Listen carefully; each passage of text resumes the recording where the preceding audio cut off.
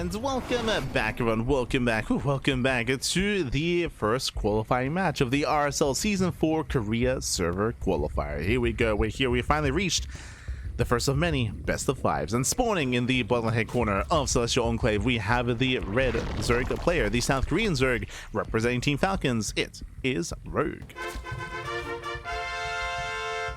And spawning in the top right-hand corner, we have the Canadian Protoss player himself, representing Basilisk. It is a Trigger. And if you're in the chat, you know what time it is. It is Gamba time. Predictions are open. Place your bets on who you think will claim the series. Best of luck in the chat as we get into our ZvP. And we'll see how our players do compare. As I mentioned before, as we mentioned in the lead up to this, Rogue, of course, he's a legendary player in his own right, a world champion as well. There's a lot of history, a lot of legacy behind Rogue. But in current modern StarCraft, if you remember, Rogue, he did retire, did step away from the game for quite some time. Relatively recently came back and is still trying to regain said skill here. He's even said in interviews recently during Thunderfire that, you know, nowadays he doesn't really devote as much time to practicing, to playing, to improving, and he's hoping to find the motivation to kind of get back into it. Hope he can find that motivation, but as a result of that, someone who does have the passion, who does have the motivation, is Trigger. He has been improving quite steadily over the past 3 years. Over the past 3 years, he's been getting up there to the point where currently I would say that Trigger, he is the best player in the Americas, is the best player. And on top of that, of course, has been spending the past year in South Korea. He's been in Korea for the past year. Actually, I think over a year at this point. Like, it's Trigger, he's been in South Korea since, was it like halfway through 2024? Like August-ish? Like June, July, August of 2024 is when he went. And he was left behind and he's still there. He's still in Korea, man. He's still there. And that's part of the reason why, you know, we've seen so much growth from Trigger over the past couple of years. Been in Korea, been practicing, been improving. We were praising Trigger recently as he had a very strong results at, I think it was Rungi Cup, where he did take down Clem 3-2 in the quarterfinals. But I also did mention that, at least in my opinion, Trigger, his PvZ is where he's lacking the most. Like, we've seen Trigger pop off against Clem, against Hero, against Classic, against Protoss and Terran opponents. Against Zerg opponents, it does feel like this is where Trigger is maybe at his weakest. And again, this is where we could see it back and forth. I'm ready for it. For now, though, welcome to Celestial Enclave. Celestial Enclave is one of the most vetoed maps in the map pool. It's like it's very, very vetoed. It has a pocket expansion. It's half a base. Bear that in mind, with less minerals and less gas. But you do have a free pocket expansion to take as a fourth or as a fifth, or I guess even as a third.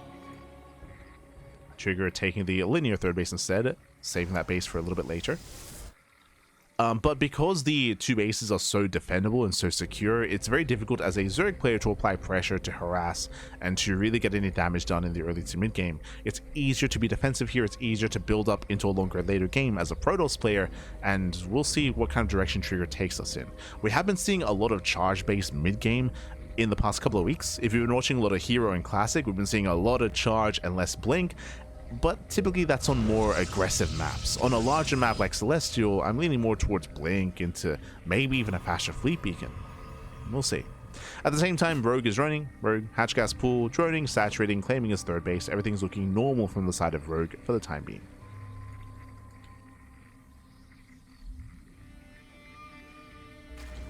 Here we go. As soon as these guys play again in a couple of hours, they do. They play in Little League Cup. We'll be casting Little League Cup via replays. Unfortunately, we weren't able to cast it live as two drones go down. Oh my god. Yeah, the Oracle does fall. Not quite worth it here for Trigger. Trigger bleeding out his Oracle for what? For 3 drone kills. Better defense out of Rogue. Better defense. But yes, we won't be covering Little League Cup live, but we'll be covering it via replays at a later date. We're still catching up with Home Story Cup replays. We'll get there, we'll get there.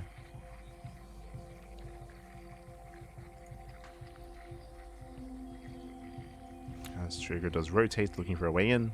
It's going to be a faster lair out of Rogue. Faster lair, delayed Evo Chamber, delayed tech.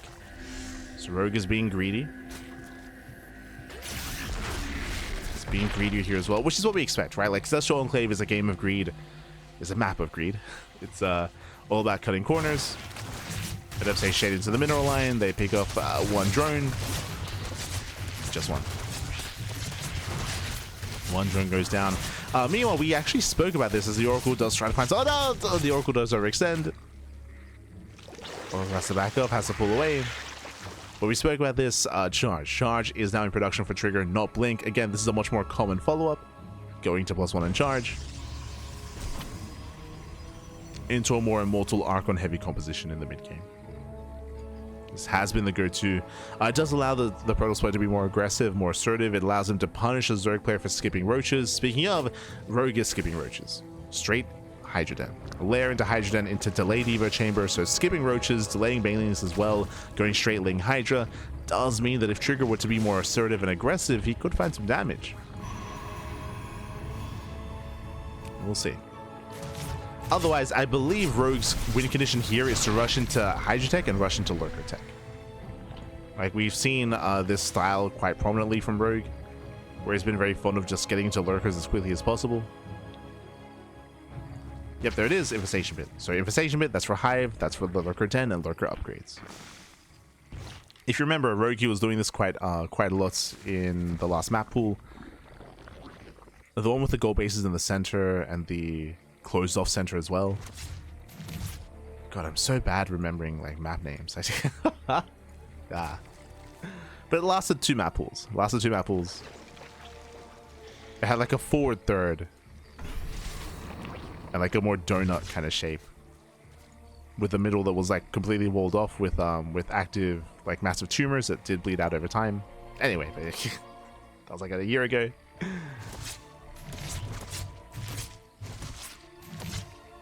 That is, there's the Lurker Den. Trigger does confirm. He gets eyes on Lurker Den, is aware. A something. Yeah, I think it started with A. Yeah, not Alcyone. Alcyone was a more gray map.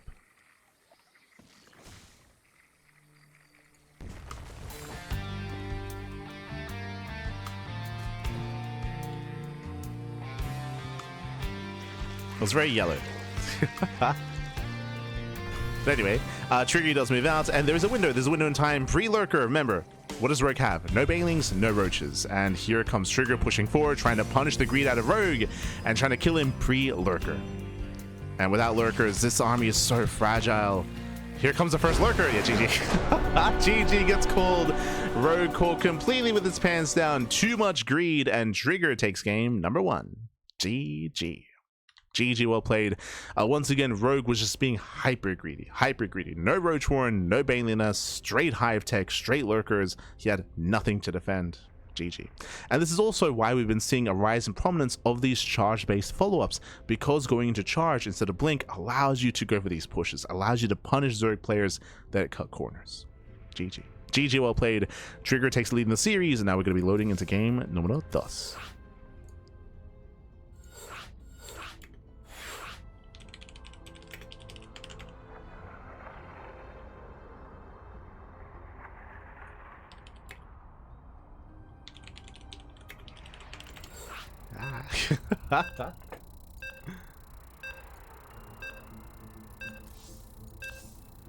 Oh no! Hold on, we gotta... hopefully we can get out of this game. They just started with that Gemini.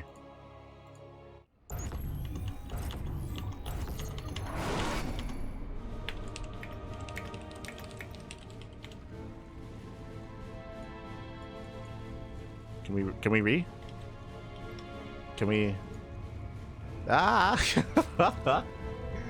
I mean, it's up to the players here, but yeah, if Gemini's seeing this, hopefully I mean, he can cast from my stream. It's all good. Feels bad, man. Spawning in the bottom right hand corner here of Winter Madness, we have the red Zerg player with the South Green Zerg. It is Rogue for Team Falcons. And spawning in the top left hand corner, we have the Canadian Protoss player. We have the blue Protoss for Basilisk. It is Trigger. Feels bad, man. Shout out to Gemini, by the way. Gemini, he is he's covering the event in English, of course, and he's also a part of the casting team for RSL. He puts in a lot of work behind the scenes as well, and yeah, our players were quite fast to get into this game and quite fast to start. My apologies, and again, if Gemini, you can hear, hold on, I'll give him a message. You can stream.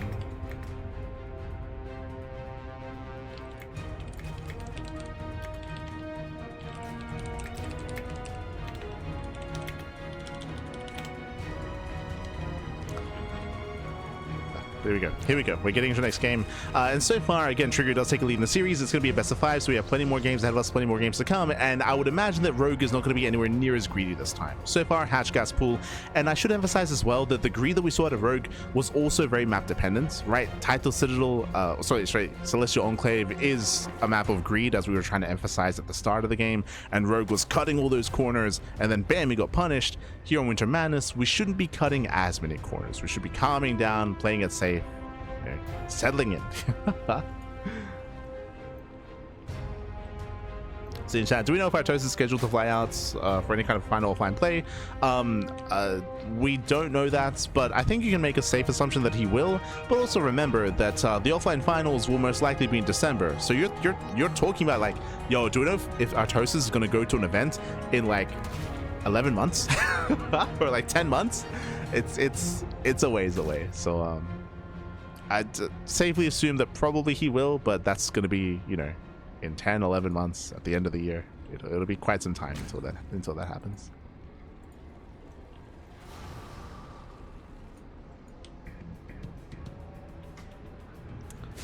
There we go. Here we go. From here, we do have a Stargate opener. Stargate opener out of Trigger, playing standard, settling in. Likewise, a Rogue going for his own third base as well. So far, so good.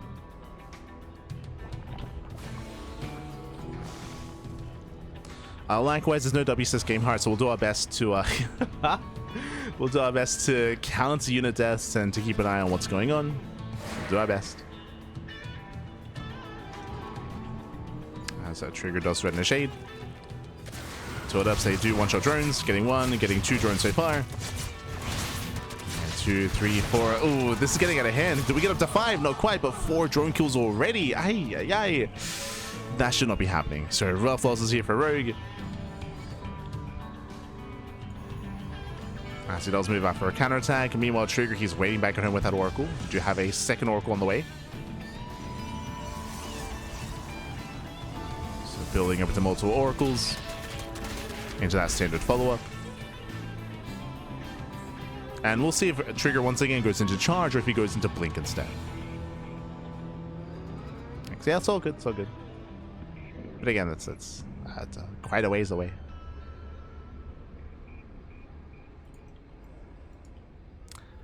I guess that's a reminder, of course, that RSL is a, you know, multi-year long circuit or like seasonal event where there's going to be multiple RSLs leading into an offline finals, most likely in December.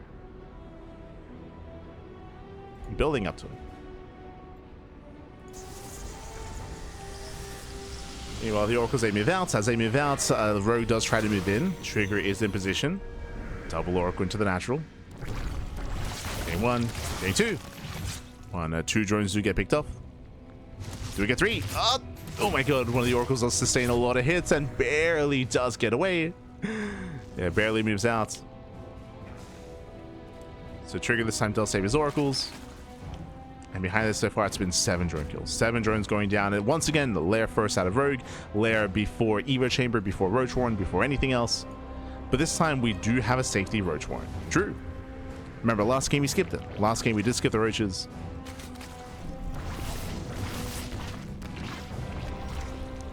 So Oracles, they attempt to break in. Rogue does counterattack. No shield battery. Yeah, there's no battery. The Oracles, they're racing back home. Lings are coming in for the surround. Not bad. Do surround the depths. Last take shade away. And Rogue, he doesn't find damage. Not yet. Now he attempts to surround. Very nice warp in. Trigger, he controls well. Doesn't lose a probe. Doesn't lose any workers. The Oracles, now they do race back home. And again, 1 probe. 1 probe has killed the depths as well. So far, a nice defense here by Trigger. Oracles did turn back. And this time, no charge. This time, Blink. Blink is on the way. Blink and +1. A standard follow-up here out of Trigger. This would have been a better game for Rogue to skip out on Roaches. So he got the safety Roach Warren. He won't really need it. From here, Rogue is going into Ling Hydra. But again, this time he should not rush into a fast infestation pit. Rogue is droning, saturating, getting his own 4th base. Rogue, he does have Lings. Okay, he does have Lings. 18 more Lings are on the way.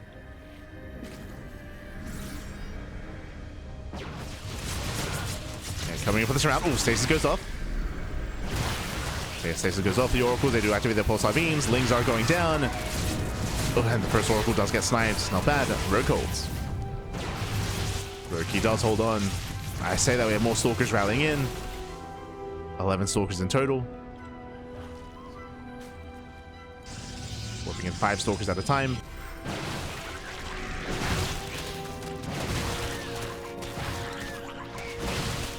Things that do catch up the Stalkers. At least they tried to.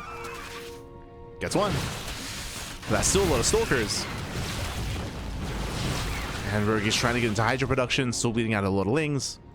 Bearing in mind that Rogue's economy is still lacking as well. 65 drones, no saturation at its 4th base. And Trigger, he traded well. Looking at the install stab here, Trigger, he lost 5 Stalkers for what? For 65 Zerglings. Did lose both Oracles. True, 2 Oracles did go down, so that was a little bit rough. That were some hefty losses there for Trigger. Trigger is down to 1 Oracle. And Trigger should lose his 4th. Yeah, we'll lose the expansion. Ooh, that's a cancel. 4th base is delayed.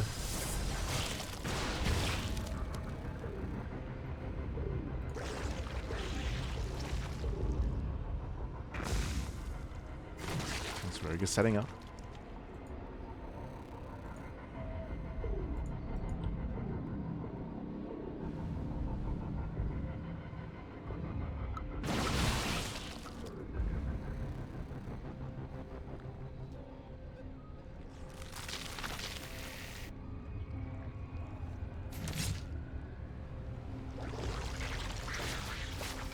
Setting up, building of his own Ling Hydra. Baliness is now done as well. So again, we have a much more well-rounded mid-game composition here. Last game, we were skipping Roaches and skipping Banelings and rushing into Hive Tech and rushing into Lurkers. This time, Rogue is embracing that mid-game, and now we can fight toe-to-toe with Trigger. Can fight toe-to-toe. Storm is done, bear that in mind. We have 7 High Templar. The High Templar, they're going to be rallying in. That's a lot of Storms. And we'll see how Rogue can engage. Here comes that Lurker Den. Den is coming. Trigger moving in.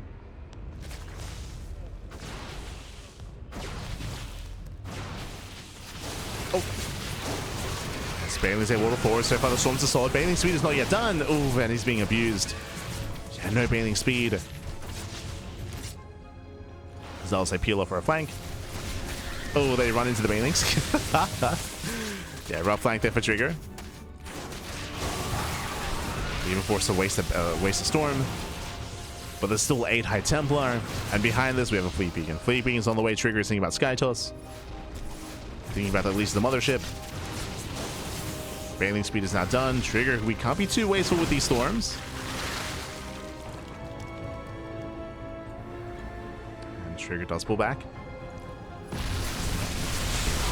And Bailing's getting ready for the run-bys.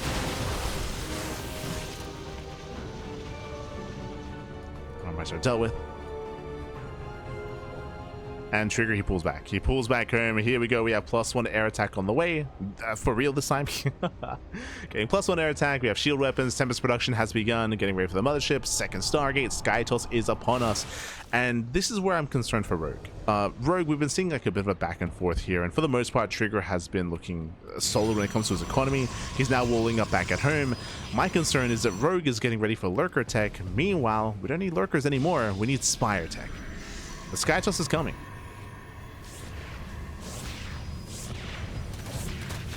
The Sky Toss is on the way. Meanwhile, we do see Trigger out of position. Bailings, they get in. And they bust into the middle line. Probes are going to go down. The Nexus as well. Nice pick up, and at the same time, a massive Ling run by. Thankfully, the wall is barely walled off in time. Does all for the natural. But Rogue, he needs to pull this off. Like, again, before Skytoss, Rogue has knocked down bases, knocked down the economy.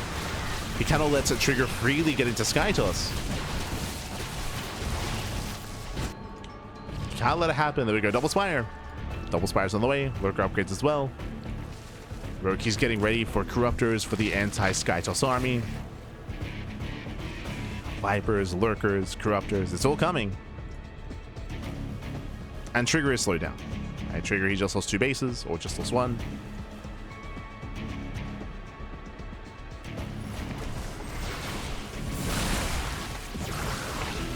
We're gonna be here for a while. We're gonna.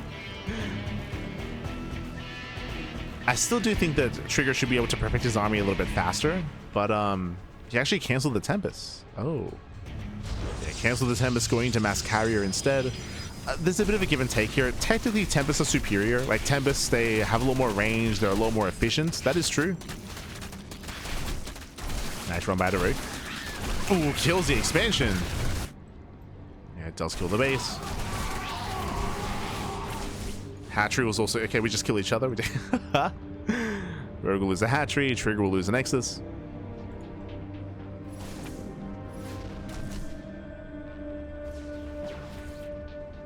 Oh, the contamination. Let's go. Right, let's go. But carriers, they can do well when it comes to being produced a little bit faster and having more DPS output against a ground army. But once you build up into the recall, once you build up into Corruptors, that's when carriers fall off. That's a kill, let it cancel, takes down an expansion. At the same time, massive Ling run by at the 3rd. We're committing. Now there is still a base recall. There's still an Nexus recall available. Trigger's moving in. There are 10 Lurkers to defend. Ooh, oh my god, massive storm. Yeah, storm in the mineral line, but the Lurkers, they just go to town on the ground army. Yeah, nice Lightning Cloud as well. The ground army just crumbles. Lurkers, they put in a lot of work, and Trigger, he plummets in supply at the same time. Down with the 3rd base, down with the 4th base as well. Trigger losing bases, losing his main army. Again, he did miss control, pushing into 10 Lurkers. That was not the play to go for. No, it's such a ground-centric composition. Again, he didn't have many carriers or Tempest. And Rogue, he's doing it. Rogue is doing it, back.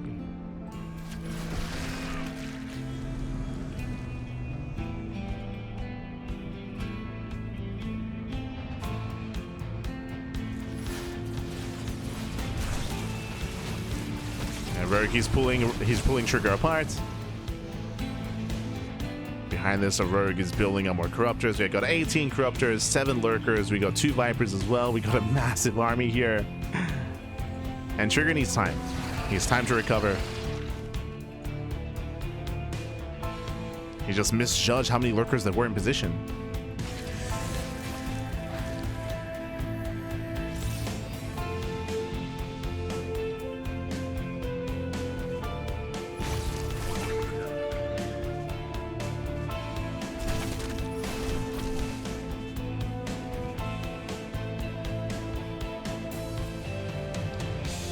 Now, as Rogue is slowly building up his army, he's also giving time for Trigger to rebuild. And Trigger, he's building up what? More heights. He's got 9 Templar. God, he's got so many Storms. Got a healthy Templar count. The Skytoss is still a little bit lacking. It's only 4 carriers. If Rogue over-invested into Corruptor, then I'd be concerned. And there are 18 Corruptors against 4 carriers. Is there a Greater Spire? No. Yeah, no Greater Spire, so there's no potential for Broodlords. I feel like Broodlords are a much more natural transition here. He's going for the Ultra Cavern. Again, there's no Tempest. There's only 4 carriers. Broodlords would go to town.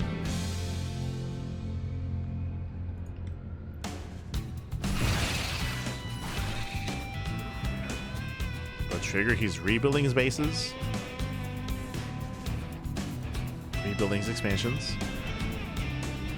Tempest production has begun. Okay. Trigger, he's perfecting his army.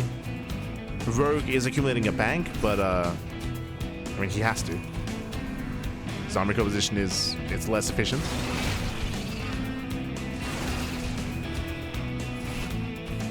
And I'm a little bit concerned that Rogue was too passive. Not saying that he could have killed, but we could have seen Rogue be active with these lurkers and rotate and knock down some bases, threaten some expansions.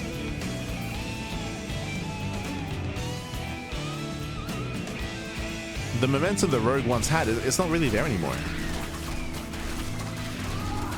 Trigger's maxed.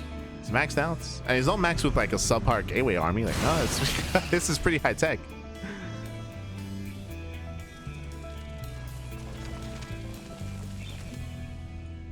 Now, this army is still going to have a hard time pushing into lurkers. Typically against lurkers, you do want a high immortal count, and there's only one, right? I mean, Trigger's aware of that. He's trying to build up his immortals. So breaking a siege line of lurkers is still going to be very difficult for Trigger. But he can try to outmaneuver and try to knock down some expansions. Rogue's got 15 lurkers. He's set up here on the south side. Leading around on the top side instead.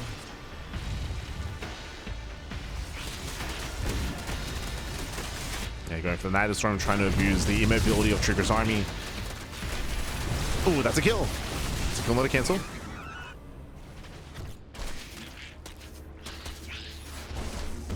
Nice pick up there by Rogue. Nidus does get knocked down.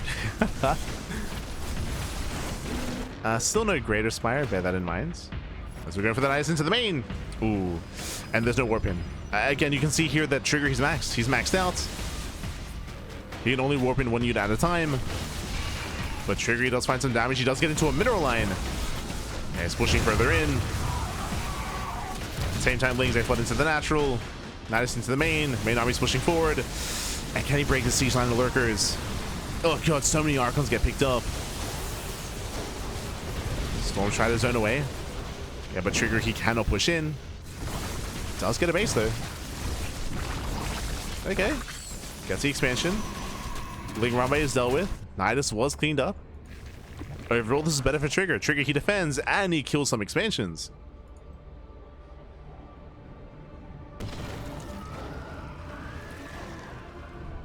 Now, if you recall, we were discussing and I was talking about how, like, I would have liked Broodlords better here, and I still stand by that, right? Like, there's still so many Corruptors that could be morphing into Broodlords. But regardless, he's switching into Ultras. Ultras are a good way to deal with a very heavy High Templar composition. Without many Immortals, this ground army is very vulnerable. Lurkers, they can just ignore the carriers. They can ignore the carriers, just rush in, swipe away the High Templar, and get rid of their Storms. So the Ultras have potential.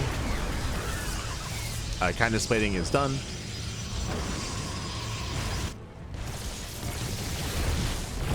Storm's being dealt with. Overlord as well.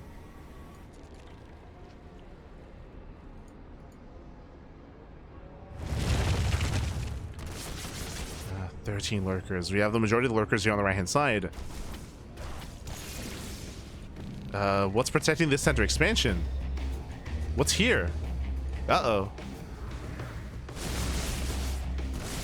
Yeah, the lurkers are pushing forward.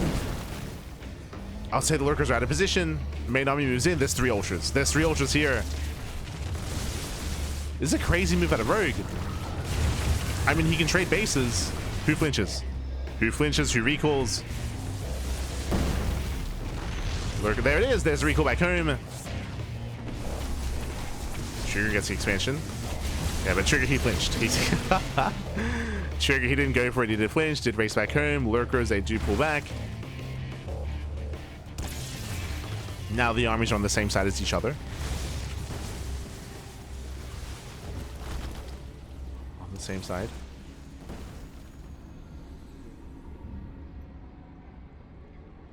In the end, that Lurker aggression was worth it. Forced Trigger back home. We've got 2 more rovers on the way from Mass Immortal production. Trigger, of course, I believe he did see the Ultras. Jesus. Oh god. There's no detection here. The Lanka is back. Oh. Couple of Archon shots going off. These Lurkers are exposed. Okay, Storms are connecting. Lurkers have to get the hell out of here.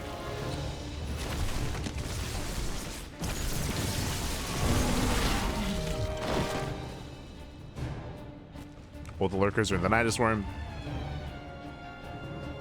Still very tense when it comes to army positioning. Very tense.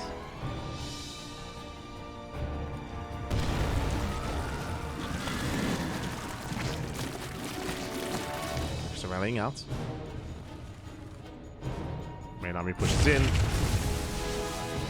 Trigger, he responds. Trigger, he's getting himself with the Nidus Worm. The lurkers are trapped. No! Oh, does he get in? Oh, he does get in, but 4 lurkers left behind. Sorry, 6 lurkers left behind. And Rogue is punished. Yeah, Rogue is punished. Rogue, he maybe gets away with 1 lurker. Maybe? Nah. He does not get away. Oh, that's a lot of lurkers going down. That's all 13 lurkers falling. Oh, the Ultra Zone. Ultras, they collapse in. They get themselves with a High Templar. And we come in. Yeah, we come into the fight. 2 Ultras left. Mass Power Bombs. Do we have enough Corruptors? Ooh, the answer is no. Corrupt is going to be zoned away. The ground army does come out on top here. The mass immortal reinforcements was enough. And the Ultras plummets. And remember, we just threw away all the lurkers. Rogue is struggling. Rogue, he has no money. I mean, he has a bank, true. He has a bank, but he has no mining because he's about to lose his mining expansion. But Rogue, he's remaxing. He's got Ultras on the way. They're coming. Nidus into the main base. Setting up for the surround. Do we have a recall? Do we have a recall? No, no. Yeah, we collapse in. The Immortals, they hold their own. Oh my god, we just fight. No, yeah, we just... Who needs to recall Babius? Trigger, he just takes the fight. GG gets called. Trigger, he does stand his ground, and Trigger, he will take a 2-0 lead. GG. Whew. GG, well played.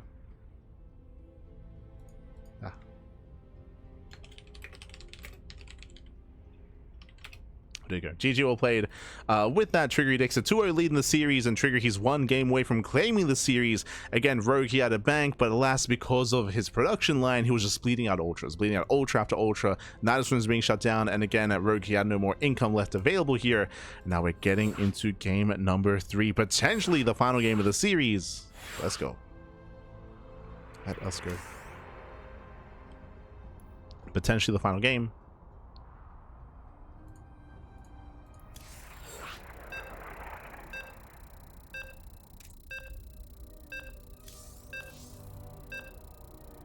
Very good. Whew, we are good as we're getting into game number 3 here. Going to be loading into Title Citadel. Let's go. And again, Rogue, he initially had the better mid game. Remember, Rogue, he was able to collapse on the army. He was able to catch out Trigger. There was a period in time where Rogue, he was up like, what, 30, 40, 50 army supply. But we spoke about it. Rogue, he was very passive after that. He was very, very passive. He wasn't really asserting himself. I'm referring to the moment when Rogue killed the 4th and 5th base. Remember, he killed both fringe expansions. Trigger, he lost all of his high-tier units. And Rogue just kind of chilled. Like, he just did not press the advantage. Rogue, he just stayed back at home, tried to tech up in a bit of an awkward direction, and it did allow Trigger to recover. Trigger was down and out, but he was able to recover. And here we go. Now we're getting into game number 3, and spawning in the bottom right-hand corner of Title Citadel, we have the South Korean Zerg player. We have the Red Zerg representing Team Falcons down in the series. We'll see if we can bounce back and make a series out of this. It is Rogue.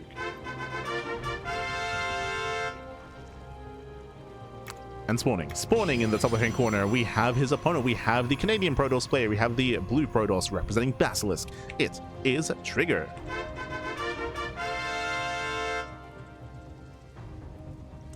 Didn't think he could do it when he lost the 5th, then didn't think he could do it again when he lost the left bases. Yeah, I mean, I'm referring specifically to, it was like halfway through the game, maybe, when Trigger, he lost his 4th and 5th base to laying run-bys, and his main army got crushed. If you remember, he pushed forward into 10 lurkers. And he lost his ground army, right? He lost all the High Templar, the Archons, the Immortals. Like, he lost almost everything, and Rogue just chilled out. Like, Rogue was like, hey, I'm in a good position. I'm gonna just chill and just go for Nidus runs, I guess. Like, So very impressive comeback here from Trigger, taking advantage of Rogue's passivity to be able to recover and bounce back. And again, Rogue, we got to lock in, we got to tighten up here to be able to make a series out of this and have a chance to actually qualify. Bearing in mind, of course, there is a bronze match. True, there is a bronze match, there is a third place match, so whoever loses this series will have one final opportunity to make it through into the main event. Now, I say final opportunity to whoever doesn't qualify. There's still the European qualifier, right? There's still the European server qualifier. I should emphasize these are server qualifiers, not region qualifiers. So Koreans can actually play in the European qualifier as well. The downside, though, is that it's at 3 a.m. It's at 3 a.m. in the morning in South Korea, so you got to go full degen. You got to crack open a couple of Red Bulls. You got to take some coffee. You got to stay up unless you naturally happen to be a degen and just be up at that time. But there is technically another chance for the European qualifier for these players, but it's less than ideal, as they have to play late into the night, and also they have to play on ping because they have to play on the European server. So they don't want to be forced to play in that qualifier, but that is a chance for them. And we have had Koreans qualify through the European qualifier before. Like, it's not unheard of. Like, that's happened. For now, though, oh, hello. Trigger going for the Void Ray opener. Okay, so Trigger does mix it up for the first time this series, opening up Void Ray. So Void Ray opener out of Trigger. With this, the goal is to hunt down the Overlords. Deny vision, deny scouting, and we could see a much more aggressive Trigger this game instead. Let's go.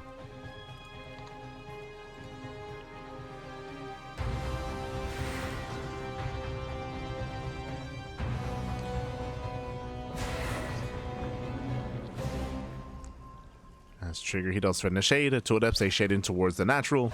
Toadeps take one shot drones. They get one, they get two, they get... Oh, can we get three? Can we get four? Three. Okay, 3 drones do go down. Honestly, not a bad trade here for Trigger. Behind this, the Void Ray is now on the prowl. Does find an Overlord. Hunts down the Overlord. With this, a Rogue, he will not have a scout into the main base. Rogue is going to be playing blind. Does hit the third. Void Ray is in position. Can we force a cancel? Up. Nah, not quite. Yeah, not quite. Rogue, he does pull back. Meanwhile, we have for the first time this series early Evo Chamber. Okay, so Rogue going for the Chamber. This should be for +1 melee. This should be for Ling Hydra. Should be Ling Hydra here by Rogue, as you often don't get an Evo Chamber this early for +1 range or Carapace. Should be for melee. And there it is. Melee's on the way. So as you mentioned, it is for Ling Hydra. Technically, this could be for Muta play as well, going Ling into Mutas, but that is... Muta play is often off of the back of Roaches, not Lings in this matchup. Usually.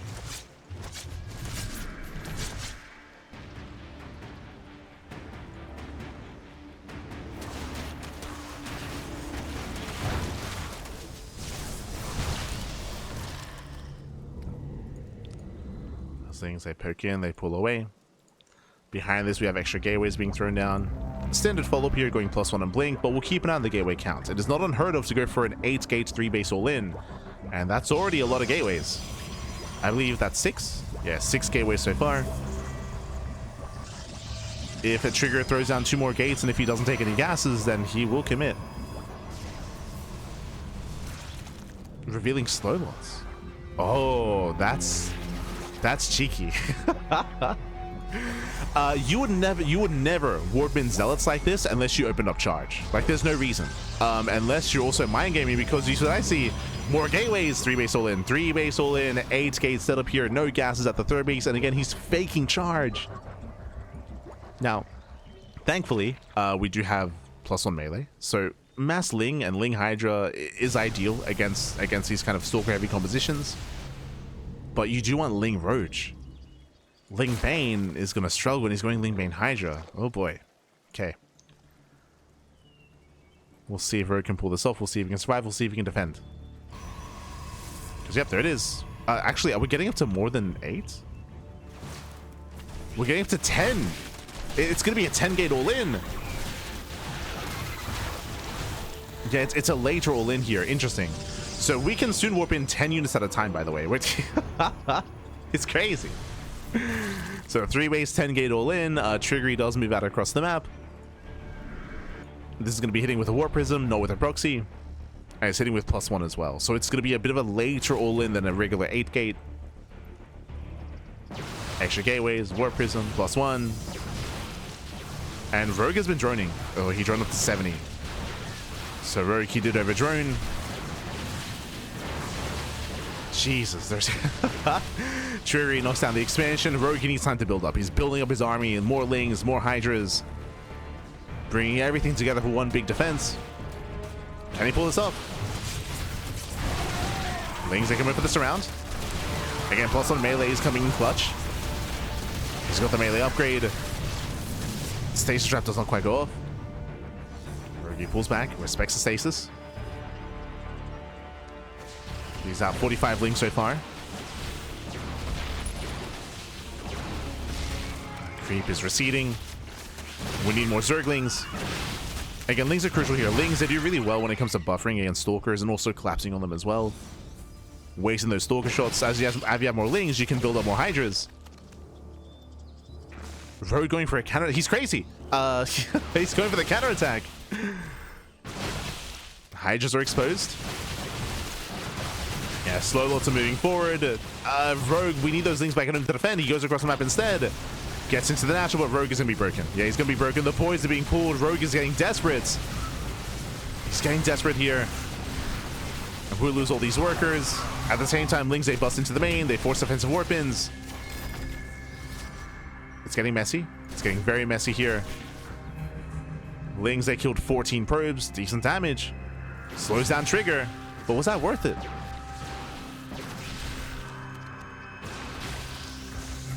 It's still close. It's still close. Rogue, he has to... Okay, nice. He's ahead. If Rogue didn't have the gold base, then I'd be concerned, but Rogue, he has the gold up and running, and Trigger does not know. Trigger has no idea. Not yet. He rotates over, another Ling run by is being sent out, and Trigger, does he get eyes on the gold base? Can he shut it down? We embrace the glorious battle. So we'll still defend. Trigger now he knows. Yeah, he sees the creep. The pressure's on Trigger. He has to deny this gold. And this is how Rogue is affording all those Zerglings. Oh my god, we have Archons morphing in. Yeah, Lings, they're coming in from behind. The Archons do complete. The Archons, they shut down the Lings. And Rogue's in trouble. Yeah, Rogue's in trouble here. Rogue's just being outscaled. He's got Ling Hydra against Archon Charge Stalker. We got the slow lots coming in. Bappy, the base goes down. Rogue cannot defend.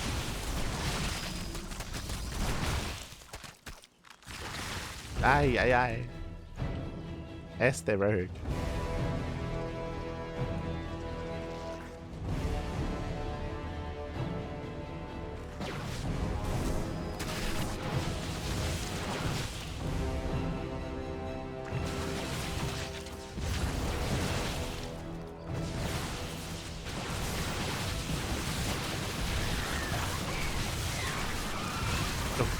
As Banelings, they attempt to connect.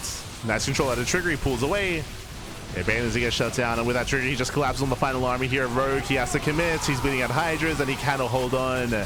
And Trigger with a clean sweep. I thought we were going to see a game 4, maybe even a game 5. And I'm still thinking about Winter Madness, right? Like, Rogue, he was still in a better position in Winter Madness. We could have seen an extended series, but in the end, Trigger, he does it. He breaks the main army. Lings, they attempt to counterattack. And last Trigger, he defends back at home. Rallying in more charge. Let's GG, and Trigger, he will claim the series 3-0, qualifying for RSL. GG. Whew. GG, well played here. Again, Trigger, a nasty build as he was hiding his all-in. Remember, winding it back.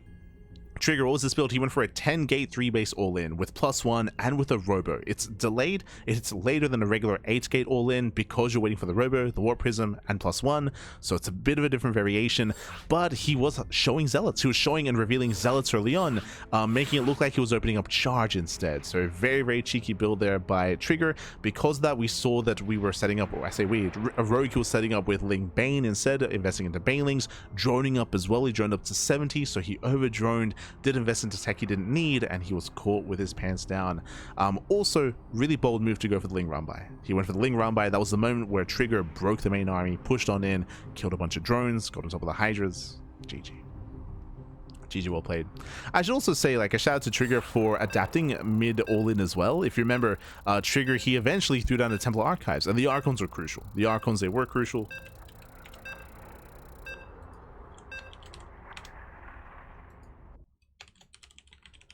They were crucial when it comes to dealing with all those Lings. And with that, GG.